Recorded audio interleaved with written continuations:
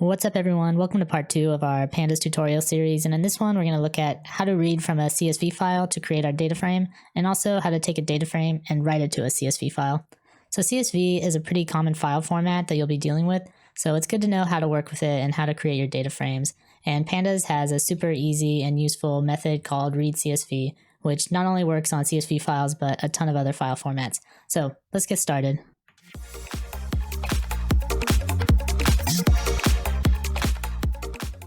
So what you see here is the pandas documentation for the read CSV method. So this is going to be a core method that we're going to be using to create data frames from files.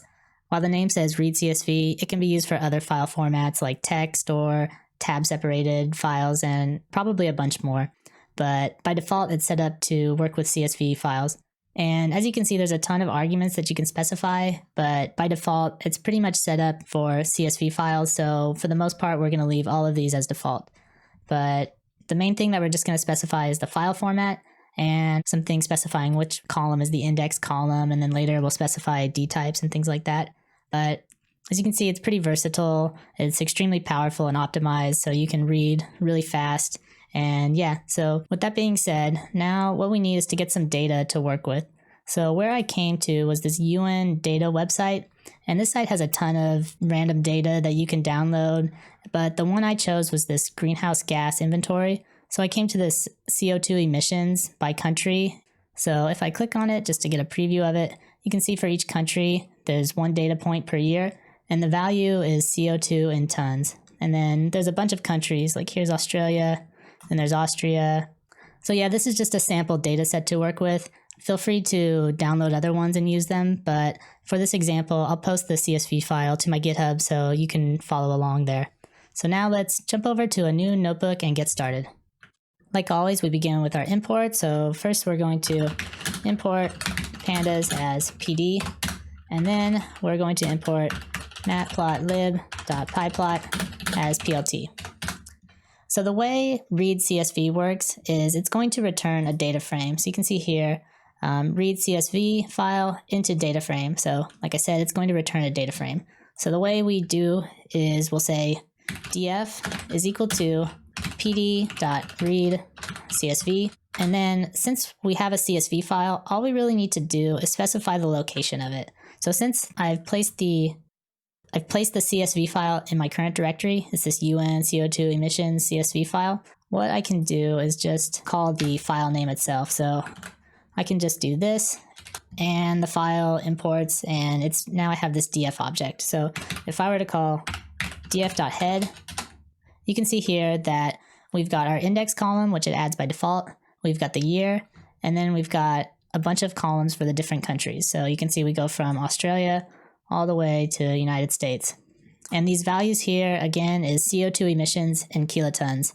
So this is just the head, but if we go to the tail, you can see we're going from 1990 all the way to 2014. So each year is one data point.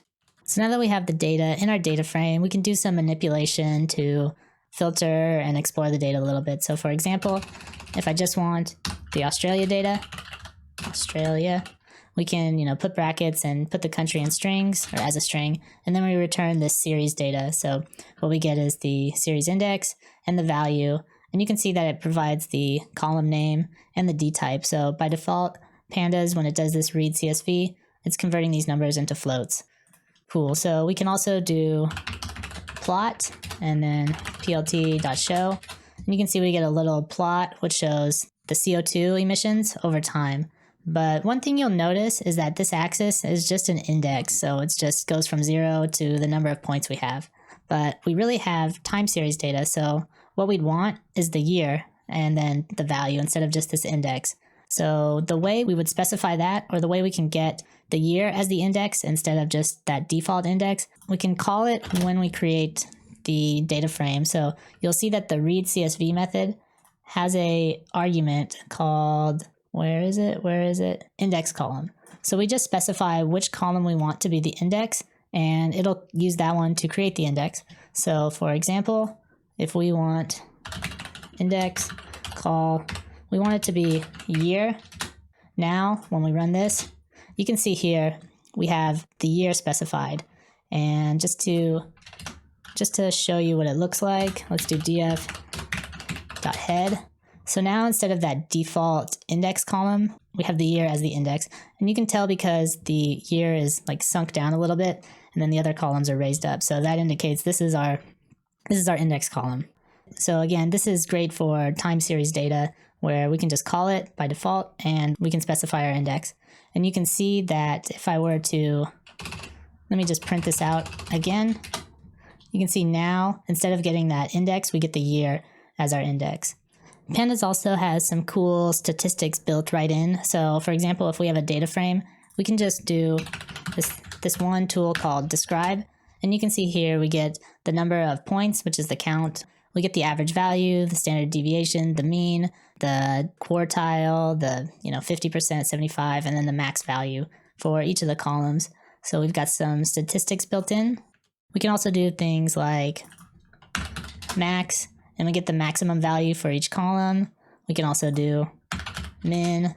We can probably do STD and also mean and get all those things individually for each country or column. So lots of cool statistics built right in. And also, let's say, for example, we want the value for 1990 for every country.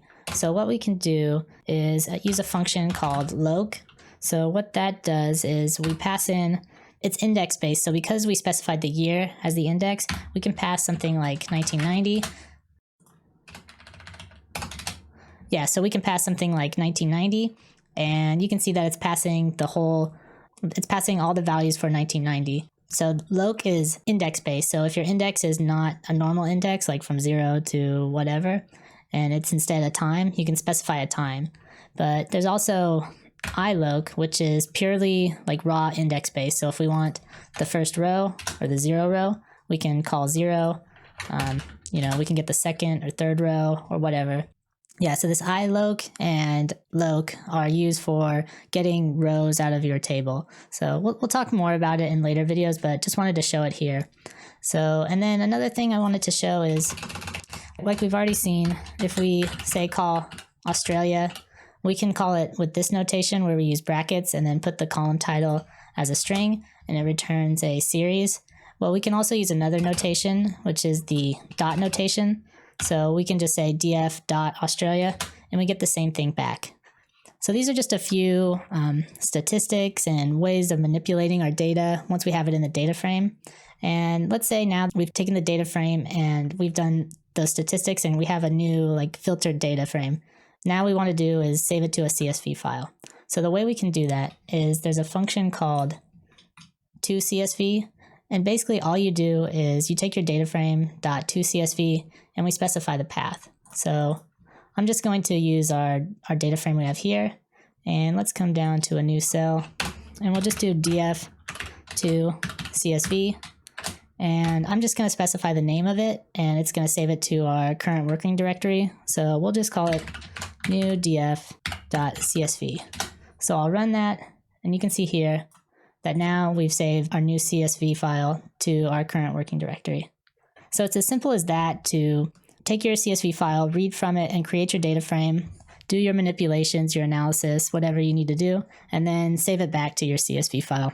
So that's it for this video. If you have any questions, leave them below. I'll provide the CSV file on my GitHub, and I'll also comment this Jupyter Notebook up a little bit to use as a guide so you can follow along. And in the next one, we'll start talking more about some of the ways you can analyze your data and play with the data a bit more.